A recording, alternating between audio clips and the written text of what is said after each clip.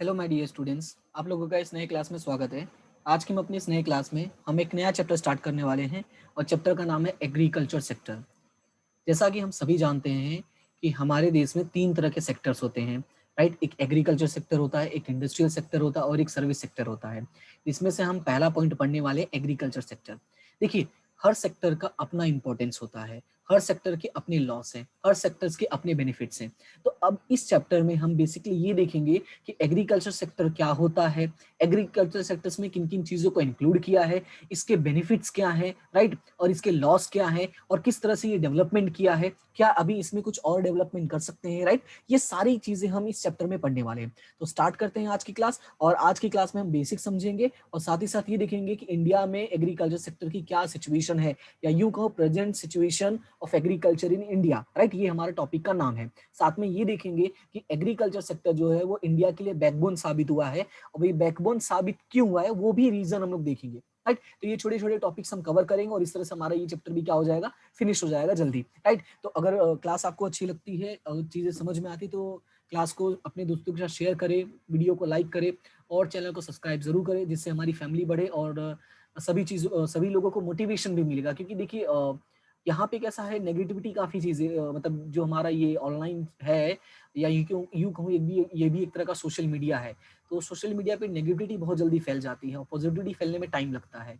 तो पॉजिटिविटी अगर फैलानी है तो वो आपको ही हेल्प करनी होगी, ठीक है। मेरी पहुंच बहुत ही कम है, तो मैं चाहता हूँ कि आप लोग मेरी मदद करें, और ताकि हम सभी एक दूसरे की हेल्प कर पाएं और चीज़ों जो हो जितनी ज़्यादा हो सके मैं उतनी ज़्यादा चीज़ें आपको प्रोवाइड करूँ, राइट। और मोटिवेशन मुझे जितना ज़्यादा मिलता है, कहते हैं ना कि एक सपोर्ट सामने से, राइट, मुझे ना डबल मेहनत करने की एनर्जी देता है।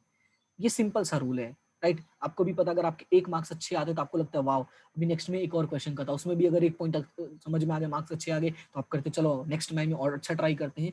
ये सेम लॉजिक पे काम करता है, राइट। तो स्टार्ट करते हैं, ये सारी बातें तो हम करते ही रहते हैं हमेशा। स्टार्ट करते हैं क्लास को, समझते हैं क्या है हमारी इस टॉपिक में। सबसे पहले यहाँ पे देखिए, primary and important sector of all economies of world. Just remember one thing, जो एग्रीकल्चर सेक्टर है उसको हम प्राइमरी सेक्टर भी बोलते हैं। ये अपने माइंड में याद रखना कि प्राइमरी सेक्टर यानी कि agriculture sector, basically it is a very important sector of all the economics of world. It means कि दुनिया में जितने भी देश हैं सभी देशों के लिए ये एक इंपॉर्टेंट सेक्टर है। उसका रीजन क्या है वो आगे हम समझते हैं। Because it is not providing food grains, right. ये सिर्फ फूड ग्रेन्स नहीं प्रोवाइड करता, खाने की चीजें प्रोवाइड नहीं करता। It not providing only vegetables, fruit, flower, but also raw materials. We all know कि रॉ मटेरियल्स कहाँ यूज हो रहे हैं, रॉ मटेरियल्स यूज हो रहे हैं आपके इंडस्ट्रियल सेक्टर में, राइट। और productivity is a different for all countries. See, जो हमारा एग्रीकल्चर सेक्टर है वो हमें ये सारी चीजें प्रोवाइड करता है, राइट। सभी कंट्रीज में यही सारी चीजें जो है वो एग्रीकल्चर सेक्टर से वो गेन करते हैं, लेकिन हर कंट्री की प्रोडक्टिविटी जो है वो डिफरेंट डिफरेंट है। बेसिकली जो एग्रीकल्चर सेक्टर है वो क्या करता है, gives productions, employment and income generation. ये सिर्फ हम लोग को फूड ग्रेन्स या ये सारी चीजें प्रोवाइड नहीं कर रहा है, ये हम लोग को एम्प्लॉयमेंट भी प्रोवाइड कर रहा है। There are many people who are doing jobs in agriculture sector, right, and they are earning incomes. It means कि ये इनकम भी लोगों को जनरेट करके दे रहा है। ये तो नॉर्मल था, बेसिक था। अभी मैंने कहा था कि जो हमारा एग्रीकल्चर सेक्टर है ये हमारे कंट्री का बैकबोन है, या we can say backbone of our economy. तो why it is a backbone of our economy, let's discuss this point. Since ancient time India is a agricultural nation. देख, क्या कहा है कि एंशियंट टाइम्स, यानी अगर मैं बात करूं तो हम बहुत पुराने समय से ही हमारी जो कंट्री है वो एग्रीकल्चर नेशन के तौर पे पूरे वर्ल्ड में फेमस था, right. India was agriculture country. High dependency for production, employment and export. और हम लोगों की जो मैक्सिमम डिपेंडेंसी थी वो एग्रीकल्चर पे थी, for production, for employment and for export. हम लोग बहुत सारी चीजें एक्सपोर्ट भी कर रहे थे। Indian economy depended on agriculture for various aspects. और हमारा जो इकोनॉमिक था वो अलग अलग एस्पेक्ट्स से लेके एग्रीकल्चर पर डिपेंड था। बट अभी सिचुएशन क्या है, if fails to produce food grain, लेकिन अगर एज्यूम करते हैं कि अगर मान लो कि ऐसा कोई दिन होता है कि ये प्रॉपर फूड ग्रेन प्रोवाइड ना कर पाए, प्रॉपर वेजिटेबल प्रोवाइड ना कर पाए, फ्रूट्स प्रोवाइड ना कर पाए, फ्लावर्स प्रोवाइड ना कर पाए, आर नॉट ओनली अफेक्ट। अभी समझो, अगर कुछ भी होता है तो सिर्फ यही नहीं होगा, but raw materials like cash crops used in industrial sector that also fails in that situation and the agriculture goods core not available in enough quantity. अब situation क्या होगा कि अगर ऐसा कुछ होता है कि due to that production decreases of agriculture sector, it means ऐसा नहीं कि food grains vegetable fruits यही सारी चीजें provide करता, but it is also providing raw material to the various industries, right? अगर ये various industries को raw material provide कर रहा है, it means अगर ये इसकी situation down होती तो other industries की situation भी down हो जाएंगी, right? And they become costlier which influences the life of people. अब जब raw materials उनको नहीं मिल रहा है तो जो भी चीजें वो अरेंज करके लेकर आते हैं उसकी वजह से क्या होगा कि सारी चीजें क्या हो जाएंगी, महंगी हो जाएंगी, which influences the life of people. One side industries are not getting enough raw material. अब सिचुएशन क्या होगा कि एक साइड जो हमारी इंडस्ट्रियल सेक्टर है उनको प्रॉपर रॉ मटेरियल्स नहीं मिल रहा होगा, and other side products are not adequately demanded, और दूसरी साइड होगा क्या कि जो प्रोडक्ट है वो प्रॉपर डिमांड में नहीं होगा। रीजन क्या है, क्योंकि मार्केट में अवेलेबल ही नहीं है। अब इट मींस कि agriculture failure is equal to failure to industrial and third sector which is service sector faces all faces fall in the demand and income. Situation क्या बोला है कि अगर एग्रीकल्चर सेक्टर फेल होता है it means it is a failure to industrial, it means कि हमारा जो इंडस्ट्रियल सेक्टर है वो भी फेल हो जाएगा, एंड उसके साथ साथ हमारा जो थर्ड सेक्टर है, बेसिकली जो हमारा थर्ड सेक्टर काम क्या करता है, it is providing service to the various sectors, right? ये अलग अलग सेक्टर्स को सर्विस प्रोवाइड करता है, इट मींस ये भी फेल हो जाएगा, और फेल होने का मतलब क्या है, इसकी डिमांड्स में क्या हो जाएगी, डिक्रीज होगा, और डिमांड में डिक्रीज होने की वजह से क्या होगा, सडन लोगों की जो इनकम है वो भी क्या हो जाएगी, डिक्रीज हो जाएगी, क्योंकि सिंपल रूल है, अगर लोगों के पास इनकम नहीं है, राइट, आई मीन लोगों के पास डिमांड नहीं है, तो जब डिमांड नहीं है तो लोगों को जॉब नहीं प्रोवाइड कर पाएंगे, जो लोगों को जॉब नहीं प्रोवाइड करेंगे तो इनकम कहां से होगी लोगों की, राइट? तो ये डायरेक्टली और इनडायरेक्टली इस तरह से इफेक्ट करेगा। So we can say agriculture fails, then entire economic fail. It means अगर agriculture fail हुआ तो पूरा economic system ठस हो जाएगा। It means that's why agriculture sector is known as a backbone, और that's why इन लोगों ने क्या बोला है कि agriculture is known as our backbone of economy, right? So ये पॉइंट तुम्हें याद रखनी, क्या क्या चीजें हैं कि भाई हमारा जो कंट्री वो एग्रीकल्चर नेशन है, प्रोडक्शन हो गया, एम्प्लॉयमेंट हो गया, एक्सपोर्ट हो गया, ये हमेशा से ही करते आए हम लोग, राइट? पुराने टाइम पर भी हम मिर्च मसाले ये सारी चीजें एक्सपोर्ट करते थे, राइट नाउ भी ये सारी चीजें हम एक्सपोर्ट करें, बट सिचुएशन क्या है कि अगर ये सारी चीजें यानी जो फूड ग्रेन्स वेजिटेबल्स है अगर ये सारी बंद हो जाती हैं तो ऐसा नहीं है कि सिर्फ हमें खाने में प्रॉब्लम होगी, इवन जो इंडस्ट्रीज है ना उनको रॉ मटेरियल्स नहीं मिलेगा। ये उनको रियलाइज कब होगा, जब ऐसा होगा, राइट नाउ जैसे आपने देखा है कि हमारे कंट्री में ज्यादातर जो फार्म लैंड है उनको कन्वर्ट करके इंडस्ट्रियल लैंड में कन्वर्ट कर रहे हैं, राइट? तो वो उन सब चीजों से होगा क्या, एक दिन उनको ऐसा होगा रॉ मटेरियल्स नहीं मिलेगा, और विदाउट रॉ मटेरियल्स की कोई भी बिजनेस काम नहीं कर सकता, राइट? सो अगर उनका फेल हुआ, अगर वो फेल हुए, इट मींस कि इंडस्ट्रियल एंड थर्ड सेक्टर दोनों फेल हो जाएगा। सिर्फ एग्रीकल्चर सेक्टर फेल होगा तो ऐसा नहीं कि बाकी सेक्टर बचे रहेंगे, एक फेल हुआ तो वो दोनों भी लुढ़क जाएंगे, क्योंकि इंडस्ट्रीज को रॉ मटेरियल नहीं मिलेगा, जब उनको रॉ मटेरियल नहीं मिलेगा तो वो लोग काम कहां से करेंगे, जब वो काम नहीं करेंगे तो सर्विस सेक्टर की हेल्प कहां से लेंगे, जो सर्विस सेक्टर उनकी हेल्प करता है काम करने में, बट ये काम ही नहीं चल रहा तो हेल्प कहां से लेंगे। इट मींस कि हमारा जो पूरा इकोनॉमिक सिस्टम है वो क्या हो जाएगा, फेल हो जाएगा, right? That's why it is known as the backbone of a country. Now let's discuss the next point, that is present situation of agriculture sector in India. अभी क्या है प्रेजेंट सिचुएशन, और we can call it as the importance of agriculture sector, right? So first point is contribution to national income. क्या है first point? Contribution to national income, income of agriculture that is also known as the income of a primary sector. Starting के point में ही मैंने बताया agriculture sector is also known as the primary sector, it means जो इसकी income होगी actually primary sector की income है, which includes agriculture crops, poultry farming, fisheries and cattle rearing, right? तो मैंने क्या कहा था, देखो एग्रीकल्चर में सिर्फ है ना फार्मिंग्स नहीं आता, उसमें क्या आता है, एग्रीकल्चर क्रॉप्स भी आ रहा है तो पोल्ट्री फार्मिंग भी आता है, साथ में फिशरीज भी आ रहा है और कैटल रियरिंग भी आता है, तो इट मींस इसमें काफी सारी चीजों को इंक्लूड किया हुआ है। एज पर economic survey contribution of agriculture sector in GDP was 53.1% in 1950-51। See situation क्या था at the beginning of economy, ये हमारा जो 5 ईयर प्लानिंग था, राइट? तो उसमें क्या सिचुएशन था, 53.1% था कंट्रीब्यूशन किसका, एग्रीकल्चर सेक्टर का in GDP, but right now कितना, it is only 13.9% in 2011 and 12। अब इसका सिचुएशन क्या है, why? Due to greater emphasis on industrialisation since 1956, speedy progress of non agriculture sector. अब इनका जो दो सबसे बड़ा रीजन है वो ये है कि गवर्नमेंट ने जो हमारा जो इकोनॉमिक प्लान्स बने थे, जो 5 ईयर्स प्लान बना था, उसमें उन लोगों ने फोकस किस पर किया था, इंडस्ट्रियलाइजेशन पे फोकस किया था, ना कि एग्रीकल्चर सेक्टर पे। सेकंड ये था कि speedy progress of non agriculture sector, और यहाँ पे जब इस पे फोकस किया तो सीधी सी बात है डेवलपमेंट किसका होगा, नॉन एग्रीकल्चर सेक्टर का ही होगा, and that's why agriculture sector का डेवलपमेंट नहीं हुआ। और उसकी वैल्यू धीरे धीरे क्या होने लगी, कम होने लगी। उसके बाद नेक्स्ट है हमारा एम्प्लॉयमेंट।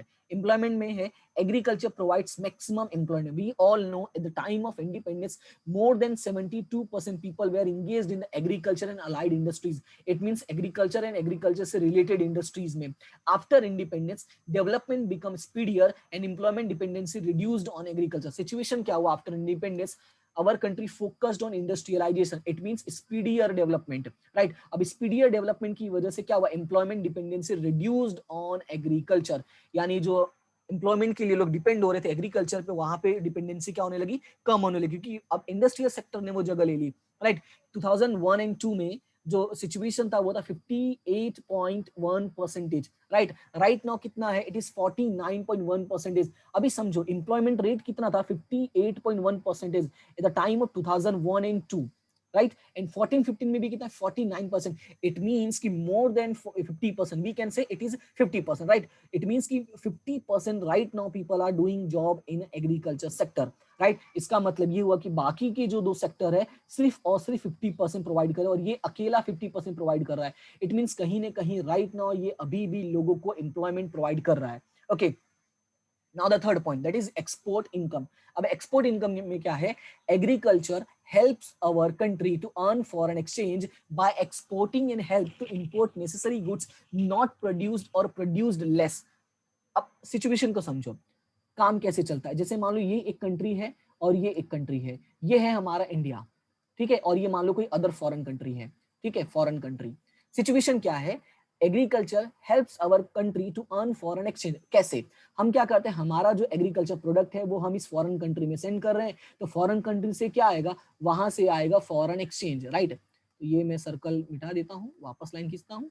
सिचुएशन क्या है, मैंने कहा कि यहाँ से हम एग्रीकल्चर सेंड कर रहे हैं और यहाँ से क्या आ रहा है, यहाँ से आ रहा है फॉरेन एक्सचेंज। तो यहाँ पे मैं लिख देता हूँ फॉरेन एक्सचेंज। अब क्या होगा, ये जो फॉरेन एक्सचेंज हमारे पास आया, इस फॉरेन एक्सचेंज की हेल्प से हम इसी कंट्री से या किसी अदर कंट्री से हम क्या परचेस करेंगे, necessary goods which are not produced in India और which is produced less, right. Situation क्या, हम अपनी भी डिमांड सेटिस्फाई कर रहे हैं। During independence export earning 70%। During independence export earning कितना था, 70%। Due to development process industries and service sector are a top.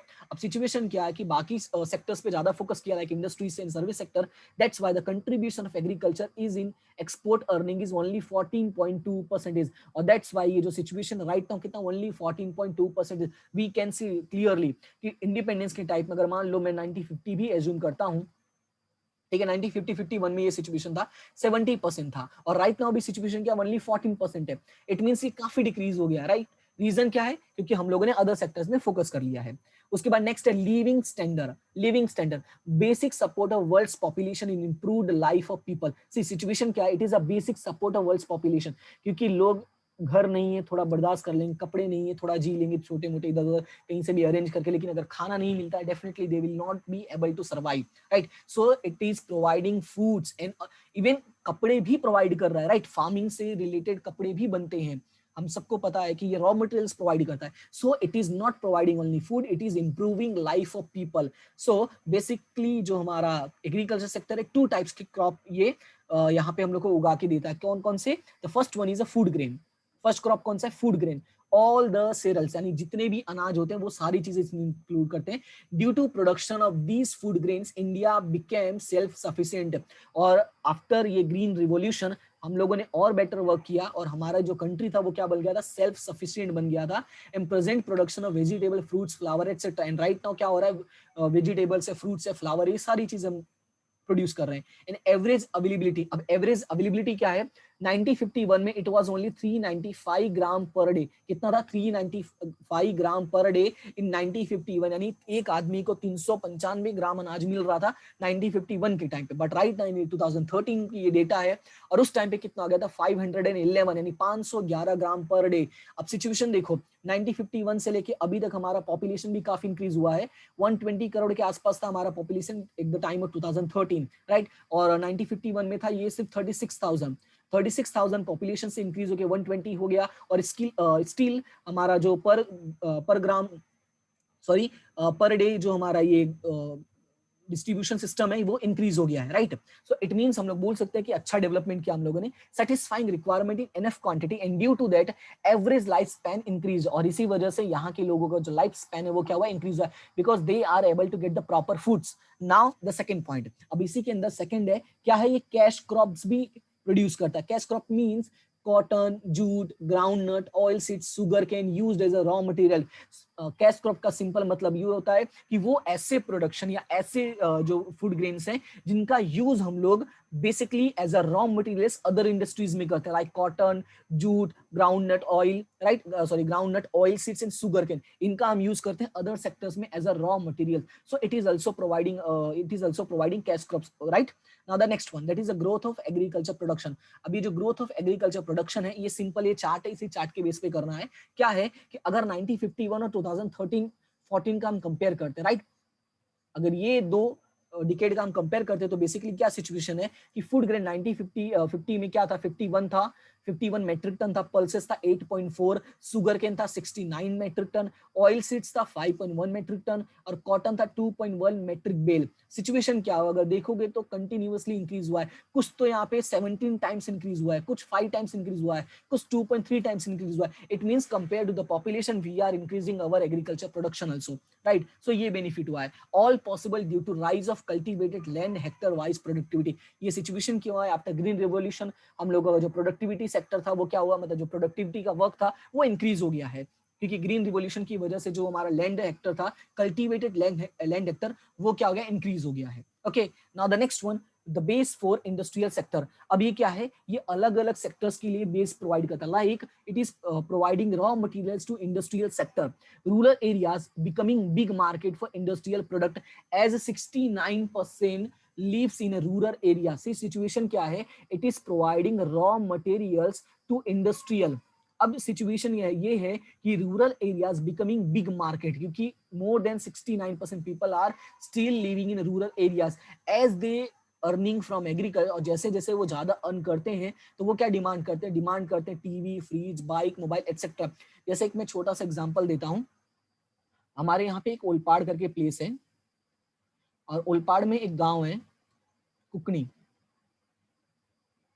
यहाँ पे मैं 7 डेज के लिए कैंप में गया था। ये एक ऐसा विलेज है, मतलब मैं काफी विलेजेस में गया हूँ, लेकिन ये एक ऐसा विलेज है जहाँ पे मैक्सिमम लोगों के पास टीवी, फ्रिज, बाइक और कार, ये सारी चीजें हैं, और वहां पे लगभग सभी लोग फार्मिंग करते हैं, लगभग सभी लोग जॉब भी करते हैं इंडस्ट्रियल सेक्टर में, बट मैक्सिमम लोग फार्मिंग भी करते हैं।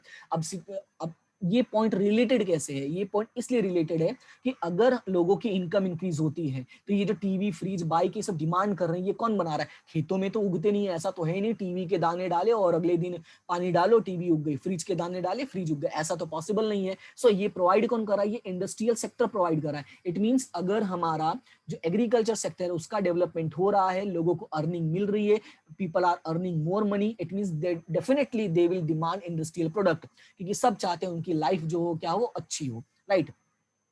ओके, तो ये था हम लोगों का बेसिकली जो हमारा पॉइंट था, क्या था, importance of agriculture sector in India, और हम लोग कैसे थे present situation of agriculture sector in India. हमारा जो नेक्स्ट टॉपिक होगा वो होगा causes of low productivity of agriculture, क्या क्या रीजन है जिसकी वजह से हमारे कंट्री में लो प्रोडक्टिविटी है। ये तो फिलहाल आपका इंपॉर्टेंस था, छोटा सा इंट्रोडक्शन टाइप का, इसको अच्छे से नोट कर लेना, जो जो चीजें मैंने बताई है वो सारी चीजें आपके लिए इंपॉर्टेंट है, कोई एक्स्ट्रा मैंने इसमें मटेरियल ऐड नहीं किया है, आई मीन एक्स्ट्रा कोई भी ऐसा पॉइंट ऐड नहीं किया जो आपको कंफ्यूजन क्रिएट करे, राइट। सो उम्मीद करता हूँ कि क्लास आपको अच्छी लगी, क्लास आपको समझ में आया होगा। फिर भी अगर कोई भी डाउट रहता है तो आप कमेंट सेक्शन में जरूर बता सकते हैं, एंड अपना फीडबैक भी देना, positive negative that doesn't matter, जो भी आपका फीडबैक हो जरूर देना, और क्लास को लाइक भी करना, दोस्तों के साथ शेयर करना, और चैनल को जरूर सब्सक्राइब करना, ठीक है। तो मिलते हैं अपनी नेक्स्ट क्लास में, तब तक के लिए thank you so much and have a good day. और इसी तरह से क्या करना है, हंसते रहना, मुस्कुराते रहना और आगे बढ़ते रहना। मिलते हैं अपनी नेक्स्ट क्लास में, तब तक के लिए thank you so much and have a good day.